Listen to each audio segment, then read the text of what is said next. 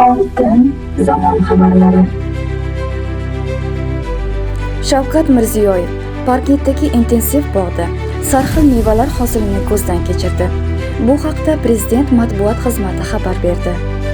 Meridian Tempo korxonasiga qarashli ushbu 54 gektar bog'da gilos, olma, nok va malinaning eksportbop navlari ekilgan.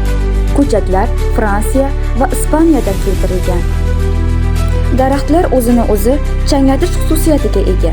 Bu hosildorlik yuqori bo'lishida muhim o'rin tutadi.